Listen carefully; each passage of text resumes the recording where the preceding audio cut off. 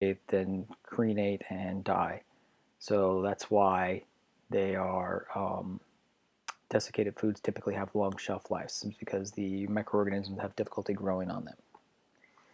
Radiation, remember thymine dimers are formed from UV light. Thymine dimers are adjacent thymines being covalently bonded together. Radiation is being used in Europe for food um, ster sterilization. Well, I shouldn't say sterilization, food sanitization. It reduces the microbial load on the surface of the food. This doesn't damage the fruit because the UV light cannot penetrate past the skin. So, but it does cause thymine dimers and hopefully kill a majority of the microbes on the surface of the fruit. HEPA filters, obviously, these HEPA filters have pores in them, so the pores are small that they can then trap things like bacteria. One thing that I want you guys to know is that when we see microbes floating in the air, they are typically either have water attached to them or dust and debris, and so they are much larger than the 0.2 microns that we talk about in class. So that 0.3 micron filter pore will catch the majority of pathogens because those pathogens are dirty or have water on them to make them look bigger, and so they get stuck in the pores on the HEPA filter. Remember filtering solutions, 0.2 microns for bacteria. Of course, viruses are smaller than that, so they can go through that, but you can separate bacteria from and create a sterile solution by removing bacteria if that's what you're concerned about. Phenolic compounds have this ring on them, so things like chloroseptic spray. These are disinfectants, so they can kill and reduce the microbial load. That's why when you have a sore throat and you take chloroseptic spray, it numbs the throat, and it also causes the microbial load to be reduced, which makes you feel better. Triclosan was banned by the FDA in 2017. This was a major component of antibacterial soaps. If anybody is working in the healthcare industry, you should not be using antibacterial soaps. It's highly frowned upon in hospitals because it causes antibiotic resistant strains of bacteria to pop up. So please do not use antibacterial soaps at home or at your work. So triclosan has not been banned because it was causing antibiotic resistant strains of bacteria to pop up because it acts in the same way as antibiotics do, like penicillin. Betadine is used for antiseptic to remove microbes from a surface. This is the brown solution that you see sprayed on or wiped on a surface of a patient to remove the microbes on their skin. Alcohols, obviously, we know about alcohols because of the hand sanitizers. So 70% rubbing alcohol is considered to be the gold standard for killing microbes. If you have 100% alcohol, it doesn't work because it must have water associated with it to be able to penetrate through the cells and into viral particles as well. Your hand sanitizer should have at least 60% alcohol content to be effective on microbes. So soaps, they have a hydrophilic head and a hydrophobic tail, therefore they can interact with both things that are hydrophilic and hydrophobic, like phospholipids, and therefore they can disrupt the plasma membrane of bacteria. So they naturally do that. They don't need to be antibacterial soaps.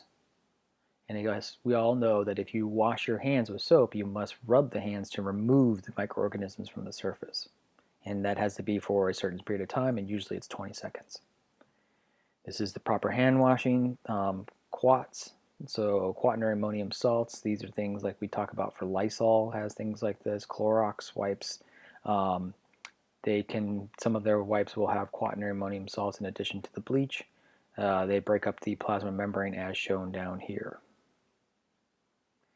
Peroxides form free radicals. Free radicals are important because they cause mutations to DNA. So if we use hydrogen peroxide on our skin and there's a microbe on there, that microbe will then get free radicals, get mutations, and die.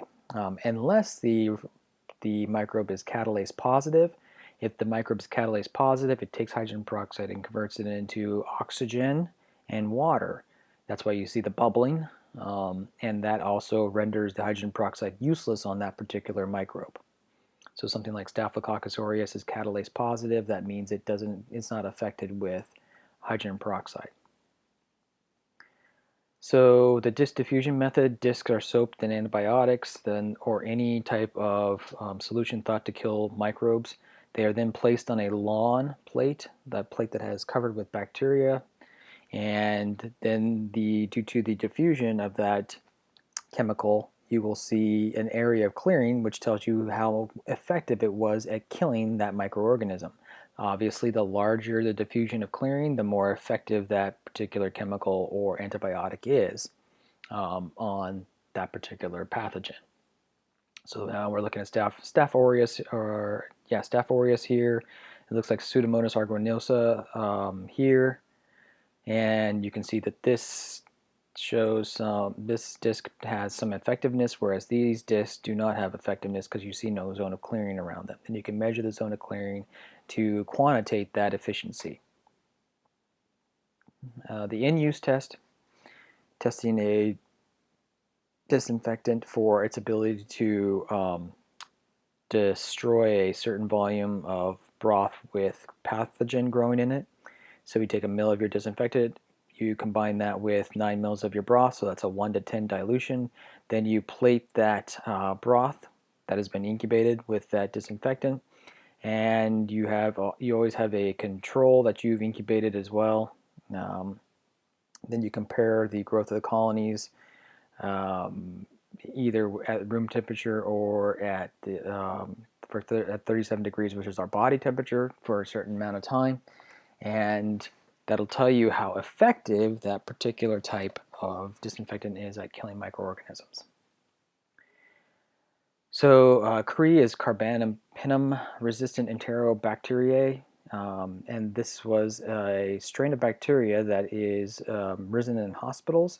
So typically when you have an endoscope that goes through the patient's body, those then get put through an autoclave cycle to be sterilized. The autoclave cycle, in this case, on this type of equipment, the protocols were followed, but the protocols were not sufficient enough for killing all of the pathogen on the surface of this instrument. So in particular, UCLA had 179 cases of hospital nosocomial infections from these contaminated endoscopes, and several patients did die from the CRE, the carbapenem-resistant Enterobacteriaceae strain infection. So this is one example of, particular for nursing students, this is important to know that there are very, very resistant strains to, even in this case, an autoclave cycle wasn't long enough to sterilize the instrument. And so now it's known that you must sterilize for a longer period of time to make sure that you kill these strains of bacteria. So the bacteria are becoming more and more difficult to eliminate, sterilize a surface.